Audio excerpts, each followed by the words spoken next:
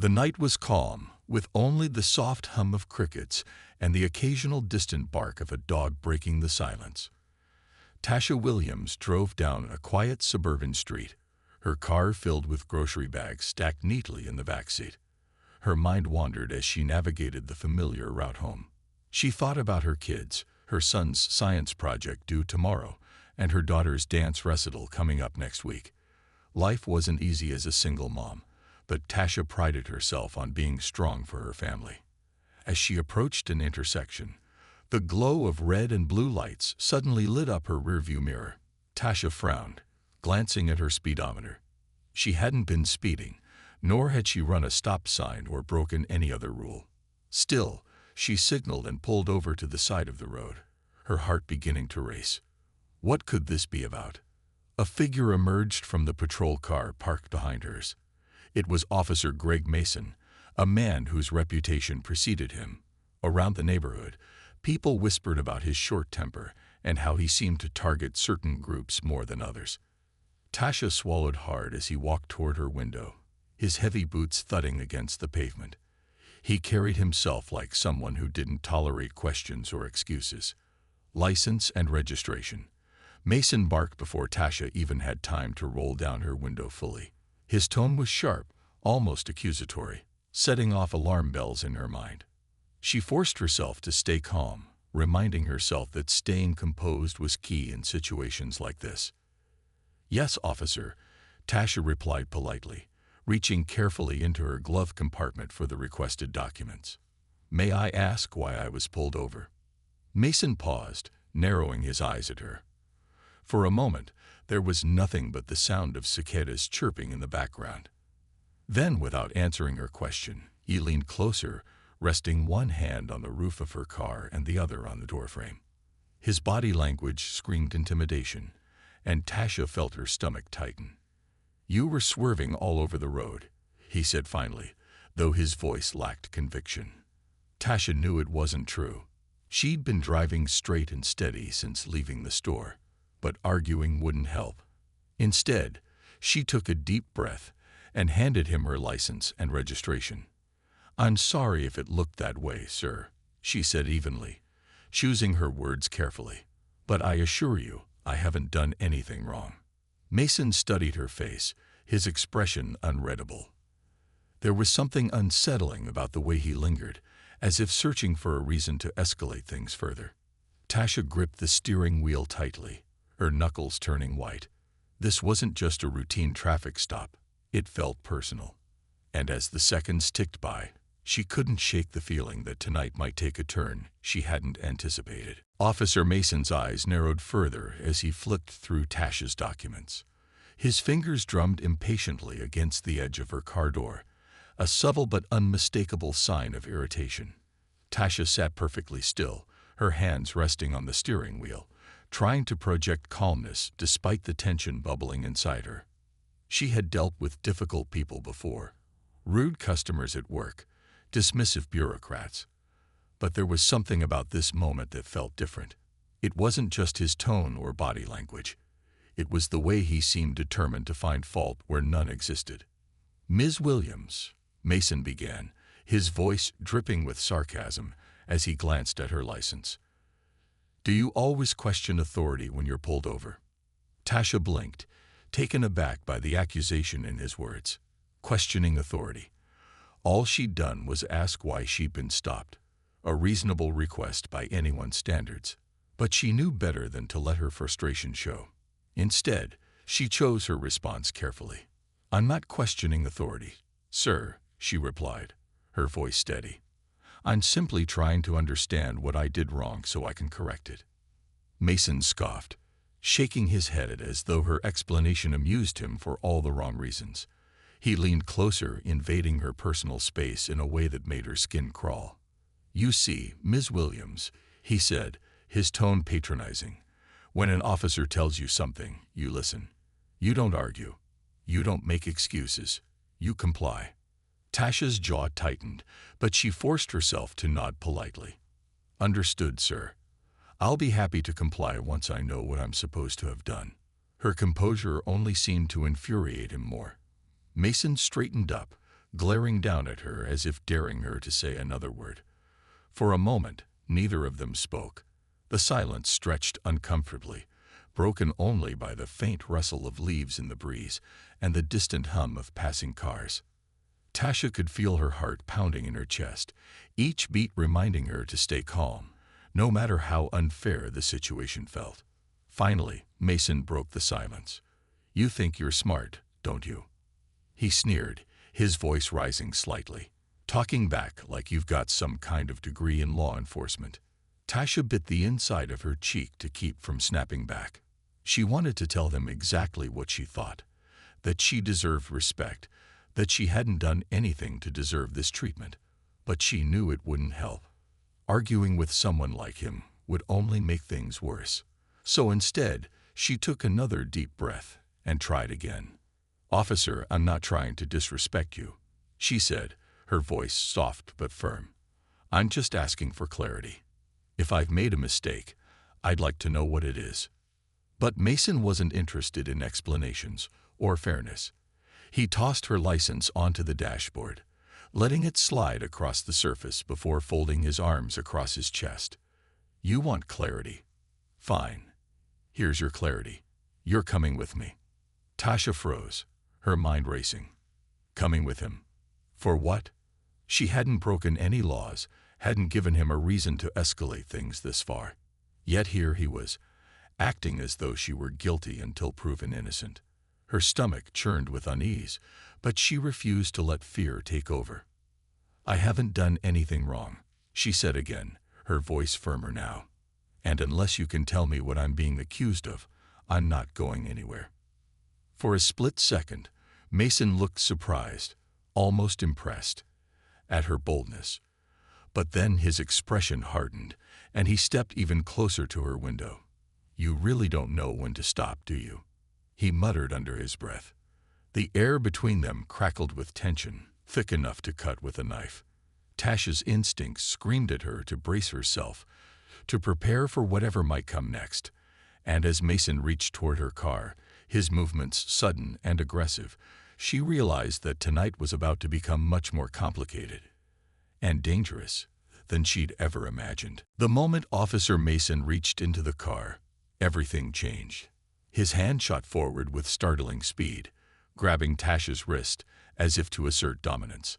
Before she could fully process what was happening, his other hand swung across her face in a sharp, stinging slap.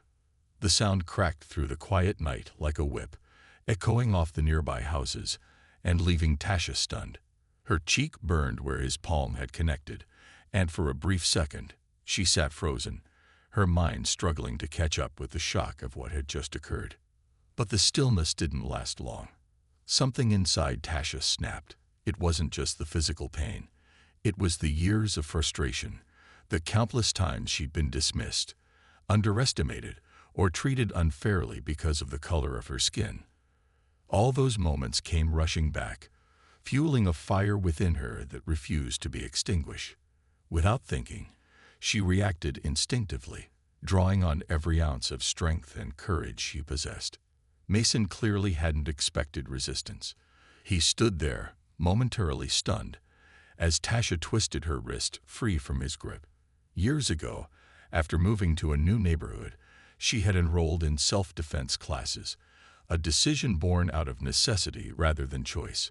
At the time, she never imagined those skills would come in handy against someone wearing a badge.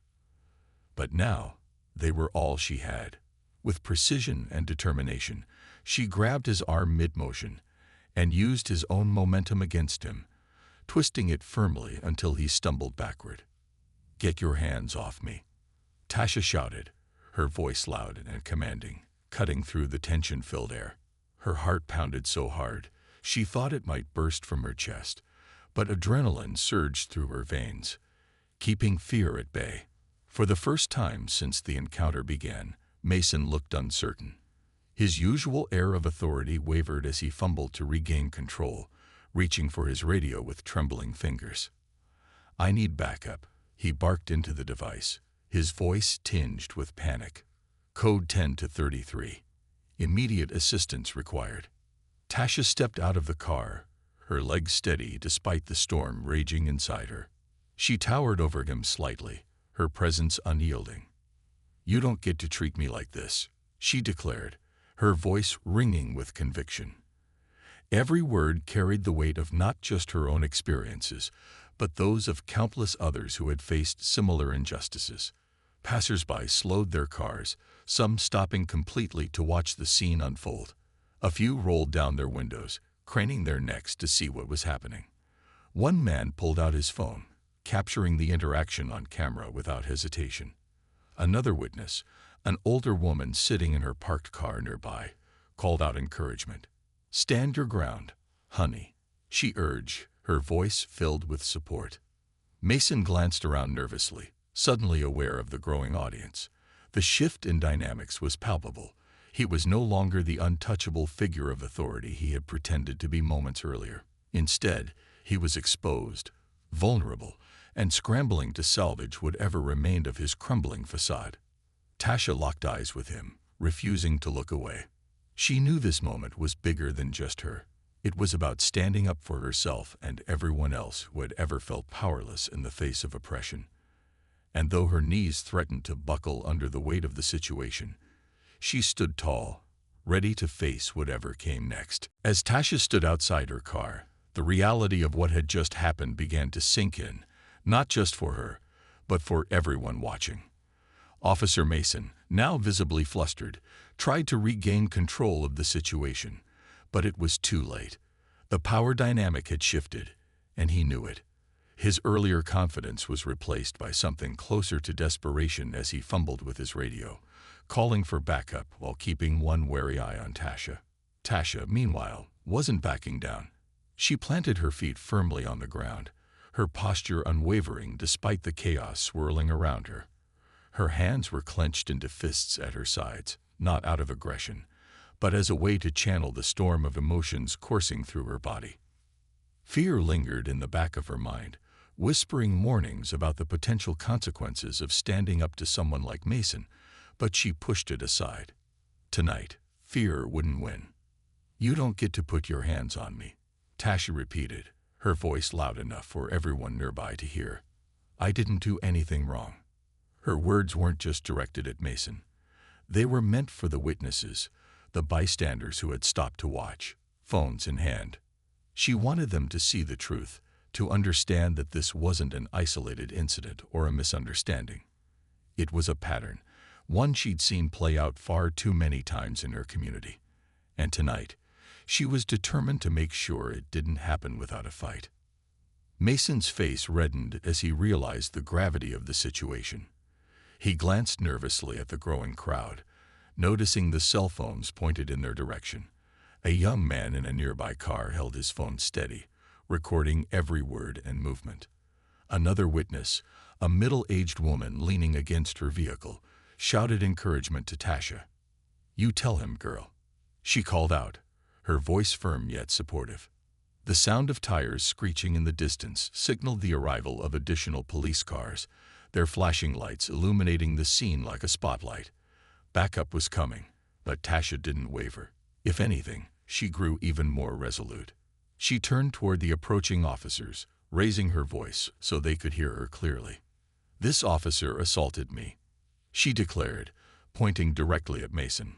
"He slapped me for no reason." Mason sputtered, attempting to defend himself. She resisted arrest. He shouted, his tone frantic. "She attacked me first." But his story didn't match the evidence being captured on camera. Bystanders exchanged skeptical glances, murmuring among themselves. One man shook his head in disbelief. "That's not what it looked like from here," he muttered under his breath. Tasha seized the opportunity to reinforce her side of the story. "I did nothing wrong," she said again, enunciating each word carefully. "Ask anyone who saw what happened. Ask these people recording. They'll tell you the truth." Her calmness in the face of such hostility was striking. Even some of the newly arrived officers seemed taken aback by her composure. As they surrounded her, weapons drawn, Tasha raised her hands slowly, palms open, to show she posed no threat. "I'm not resisting," she said evenly. But I'm not letting this go unanswered either. You can arrest me if you want, but I'm filing a complaint. This isn't over. The tension in the air was palpable, thick enough to choke on. The other officers exchanged uneasy looks, unsure how to proceed. One of them, a younger woman with a hesitant expression, quietly whispered to her partner, "This doesn't look good." Another officer nodded slightly, his gaze flicking between Tasha and Mason, as if weighing the credibility of both parties. For Tasha, this moment wasn't just about defending herself. It was about sending a message. She refused to be silenced, intimidated, or pushed aside. Every second she stood there, refusing to back down, was a testament to her strength and resilience. And though she knew the road ahead would be difficult, she also knew she had already won something important: the courage to stand up for herself, no matter the cost. The scene on the quiet suburban street had transformed into something resembling a movie set. The flashing red and blue lights of multiple police cars illuminated the area, casting long shadows across the pavement. Neighbors who had been drawn to their windows by the commotion stepped onto their porches, curious about the unusual activity. Some even ventured closer, forming a small crowd at a safe distance. But it wasn't just the locals paying attention. Videos of the altercation were already spreading like wildfire online. Jamal, the college student with his phone trained on Tasha and Officer Mason, zoomed in as Tasha continued to speak firmly, her voice cutting through the tension-filled air. "He slapped me for no reason," she repeated, pointing at Mason without hesitation. Her words carried a mix of anger, frustration, and defiance that resonated deeply with those watching, both live and virtually. Jamal's hand shook slightly as he held his phone steady, knowing he was capturing something important, something real. Nearby, the elderly woman who had encouraged Tasha earlier stood leaning against her car, arms crossed over her chest. She nodded approvingly every time Tasha spoke up, her expression one of quiet pride. "That's right, honey," she called out again, loud enough for everyone to hear. "They need to see this. The world needs to know." As the officers tried to corral the growing number of bystanders, more people began recording. A teenager perched on his bike captured footage from a different angle, while another neighbor filmed discreetly from behind a tree. Each video added layers to the story, painting a clearer picture of what had transpired. In an age where smartphones served as tools for accountability, these recordings would soon become invaluable evidence. Meanwhile, Officer Mason grew increasingly agitated under the scrutiny. His earlier bravado had completely evaporated, replaced by nervous glances toward the cameras and muttered pleas to his fellow officers. "She's making this worse," he hissed to one of them, gesturing vaguely at Tasha. But his words lacked conviction, and even some of his colleagues seemed hesitant to fully support him. One officer, a tall man with graying hair, raised an eyebrow when Mason claimed Tasha had attacked him first. "We'll sort it out back at the station," he said curtly, though his tone suggested doubt. Tasha noticed the cracks forming in their united front. She seized the moment, addressing the officers directly. "If I did something wrong, fine, arrest me. But don't expect me to stay silent while someone abuses their power." Her voice remained steady, commanding respect even in the face of overwhelming odds. To anyone watching, it was clear she wasn't acting out of malice or rebellion. She was simply demanding fairness. The crowd murmured its approval. Someone shouted, "You go, girl," while another person clapped softly, careful not to draw too much attention. Even the officers couldn't ignore the groundswell of support for Tasha. It was rare to see someone stand so boldly against authority, especially in such a public setting. For many witnesses, it was inspiring, a reminder that courage could exist even in the most intimidating situations. By now, the hashtags #JusticeForTasha and #StandYourGround were trending on social media. People reposted the videos, adding captions that highlighted the injustice of the situation. Activists chimed in, calling for investigations into Officer Mason's conduct. Local news outlets picked up the story within hours, airing clips of the confrontation alongside interviews with neighbors who described Tasha as a kind, hard-working mother. As the night wore on, Tasha felt a strange sense of empowerment mingled with exhaustion. She knew this fight wasn't over. It might only be beginning. But she also knew she wasn't alone. The voices of support, both near and far, reminded her that standing up for herself wasn't just about personal justice. It was about shining a light on a larger issue. And as the officers finally led her to a patrol car, promising to take her statement at the station, Tasha held her head high. Whatever happened next, she had already made a difference. The ride to the police station was tense and silent, save for the occasional crackle of the radio in the front seat. Tasha sat in the back of the patrol car, her hands still cuffed behind her, but her mind was anything but quiet. She replayed the events of the night over and over again. The slap, her retaliation, Mason's panicked reaction, and the growing crowd that had turned the street into a stage for justice. Though she felt a deep sense of unease about what might happen next, there was also an unshakable resolve within her. She had done nothing wrong, and no amount of intimidation would make her believe otherwise. When they arrived at the station, Tasha was led inside through a side entrance, away from the prying eyes of reporters who had already begun gathering outside. News of the incident had spread quickly, thanks to the viral videos captured by bystanders. By now, hashtags like #JusticeForTasha were trending nationwide, and local activists were organizing protests to demand accountability. The pressure was mounting, not just on Tasha, but on the entire police department. Inside the station, the atmosphere was chaotic. Officers moved briskly through the halls, whispering to one another as they glanced toward the interrogation room where Tasha was being held. Some looked uncomfortable, shifting their weight from foot to foot or avoiding eye contact altogether. Others seemed defensive, muttering under their breath about people making things difficult. But amidst the tension, cracks were beginning to show in the usual wall of solidarity among law enforcement. One officer, a younger man named Ryan, lingered near the doorway of the interrogation room. He hadn't been part of the initial response team but had seen the video footage online before coming on duty. Something about the way Mason had acted troubled him deeply. When another officer approached him, Ryan hesitated before speaking. "Doesn't look good," he said quietly, glancing around to ensure no one else could overhear. "I mean, if half of what's on those videos is true, we've got a problem." The other officer nodded reluctantly. "Yeah, I saw it too," he admitted. "But you know how it is.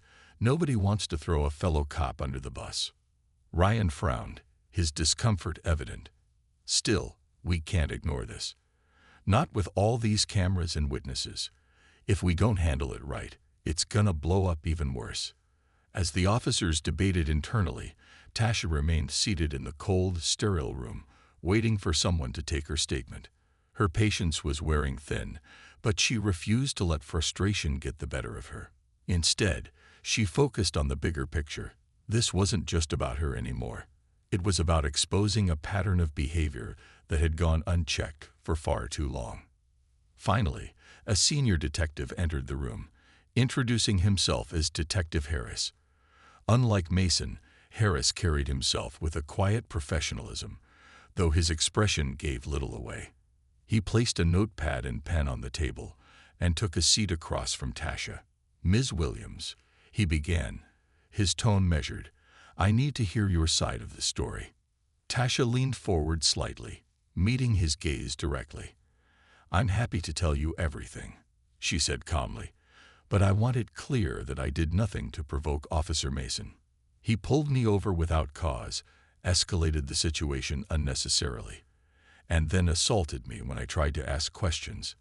That's the truth." Harris listened intently, jotting down notes as she recounted the details of the traffic stop and subsequent altercation. Occasionally, he asked follow-up questions, probing gently but respectfully. It was clear he was taking her account seriously, a small relief compared to the hostility she'd faced earlier. Meanwhile, outside the station, the crowd continued to grow. Protest signs bearing slogans like "Accountability now" and "No Justice" no peace dotted the scene. A group of activists handed out flyers urging people to attend a rally scheduled for the following evening. Among them was Jamal, the college student whose video had sparked much of the outrage. He stood proudly, holding his phone aloft as he live-streamed updates to thousands of viewers. Back inside, tensions simmered as Mason struggled to explain his actions during questioning.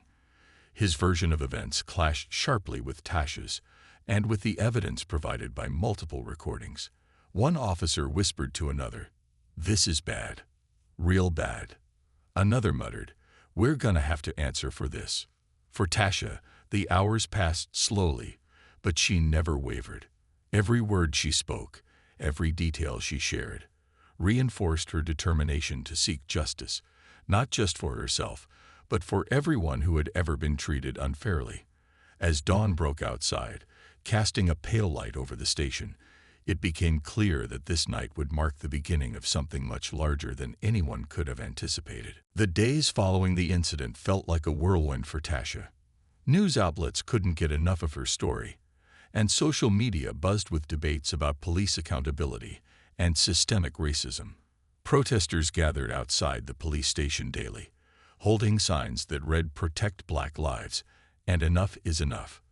Local leaders joined the movement, calling for transparency and reform. For Tasha, it was overwhelming, but also empowering. She had never imagined herself at the center of such a public fight, but she refused to back down. Detective Harris kept his word, ensuring Tasha's statement was taken seriously. An internal investigation was launched into Officer Mason's conduct, with multiple officers interviewed and footage from bystanders reviewed frame by frame. The department knew they were under intense scrutiny. Every misstep risked further damaging their reputation. Meanwhile, Tasha worked closely with a lawyer recommended by one of the activists who had reached out to her. The lawyer, a sharp and compassionate woman named Angela Carter, assured Tasha that they had a strong case, not just against Mason, but potentially against the entire department if patterns of misconduct emerged. As the investigation unfolded, cracks in Mason's defense became glaringly obvious. His claim that Tasha had resisted arrest fell apart when confronted with video evidence showing her calm demeanor before he slapped her. Witness testimonies aligned perfectly with what the recordings captured. An unprovoked act of aggression, followed by Tasha's justified retaliation. Even some of Mason's colleagues distanced themselves from him, quietly acknowledging that his behavior had crossed a line. The pressure mounted beyond the police department. City officials faced calls for immediate action, and community meetings were organized to address growing concerns about law enforcement practices. At one such meeting, Tasha spoke publicly for the first time since the incident. Standing before a packed auditorium, she recounted the events of that night, her voice steady despite the weight of the moment. "I didn't ask for this," she said, looking out at the sea of faces. "But now that it's happened, I won't let it go unanswered. This isn't just about me. It's about all of us. We deserve to live without fear of being treated unfairly because of the color of our skin." Her words brought thunderous applause, and many attendees approached her afterward to offer support. Some shared their own stories of mistreatment by police, while others promised to stand beside her in the fight for change. It was both heartbreaking and inspiring. Tasha realized how many people had silently endured similar injustices, waiting for someone to take a stand. Despite the outpouring of support, the backlash came swiftly. Online trolls targeted Tasha, flooding her social media accounts with hateful comments and threats. Some accused her of exaggerating the incident or using it as a way to gain attention. Others defended Mason, claiming he was simply doing his job. But Tasha refused to let the negativity deter her. With Angela's guidance, she deactivated her personal accounts and focused on staying grounded for her children. Friends and family rallied around her, helping shield her from the worst of the harassment. Meanwhile, the police department announced that Mason had been placed on administrative leave pending the outcome of the investigation. While this was a step forward, activists argued it wasn't enough. They demanded sweeping reforms to prevent similar incidents in the future. Under mounting pressure, City officials agreed to review use-of-force policies and implement mandatory de-escalation training for officers. For Tasha, the experience was transformative. She began attending workshops and panel discussions about racial justice, sharing her story to spark conversations about accountability and equality. Her courage inspired others to speak up, creating ripples of change within the community. Though the journey was far from over, Tasha found solace in knowing she had ignited something powerful, a collective push toward fairness and respect. As weeks turned into months, the case remained in the spotlight, keeping the conversation alive. Tasha knew the road ahead would be long, but she also knew she wasn't alone. Together, she and her supporters were determined to turn pain into progress and ensure no one else had to endure what she had faced that fateful night. Months after the incident, the investigation finally reached its conclusion. Officer Greg Mason was found guilty of misconduct and excessive use of force. The evidence, video footage, witness testimonies, and Tasha's unwavering account left little room for doubt. He was fired from the police department and faced criminal charges for assault. Though justice wasn't immediate, it arrived with a weight that resonated far beyond the courtroom. For Tasha, the verdict was more than just vindication. It was proof that standing up could make a difference. The fallout from the case extended far beyond Mason himself. The public outcry forced the police department to take long overdue steps toward reform. New policies were implemented to improve accountability, including body cameras for all officers and stricter guidelines on when physical force could be used. Community leaders worked alongside law enforcement to rebuild trust, hosting town hall meetings where residents could voice their concerns directly to officials. It wasn't a perfect solution, but it marked the beginning of meaningful change. Tasha became an unexpected symbol of resilience and courage. Her story inspired countless others to speak out against injustice, whether in their neighborhoods or online. She partnered with local organizations dedicated to racial equity, helping lead workshops on self-defense and advocacy.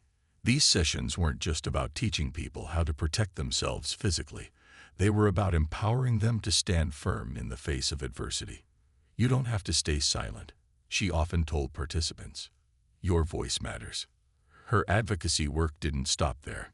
Tasha collaborated with activists to draft legislation aimed at increasing transparency within law enforcement. One bill, nicknamed the Accountability Act, required independent oversight committees to review complaints against officers. Another initiative focused on providing resources for victims of police misconduct, ensuring they had access to legal support and counseling. Both measures gained widespread support and were eventually signed into law. Despite her newfound role as a public figure, Tasha remained grounded in her personal life. Her children were proud of her, though they sometimes worried about the attention she received. To shield them from negativity, she kept their routines as normal as possible, balancing her activism with quality family time. On weekends, they baked cookies together or visited the park, moments that reminded her why she fought so hard for their future. Still, the journey wasn't without challenges. Some critics dismissed her efforts, accusing her of seeking fame or stirring division. Others argued that one case couldn't undo years of systemic issues. But Tasha refused to let cynicism dim her resolve. "Change doesn't happen overnight," she said during an interview. "It starts with small actions, with people deciding not to look away anymore. And if my story helps even one person find their voice, then it's worth it." As time passed, the impact of Tasha's bravery became undeniable. Schools invited her to speak to students about leadership and perseverance. Local businesses supported her initiatives by donating funds and resources. Even some officers who had initially been resistant to reform began reaching out, expressing gratitude for sparking conversations that needed to happen. Slowly but surely, the community came together, not perfectly, but with shared determination to create a better future. Looking back, Tasha reflected on how much had changed since that night. What started as a routine traffic stop had turned into a catalyst for transformation, not just in her own life, but in the lives of countless others. She knew the fight wasn't over, but she also knew she had sparked something powerful: Hope. Hope that fairness could prevail, that voices could be heard, and that courage could inspire change. And as she stood on stage at a rally one evening, surrounded by cheering supporters, Tasha felt a deep sense of peace. The road ahead would still have obstacles, but she was ready. After all, she had already proven what she was capable of. And she wasn't done yet.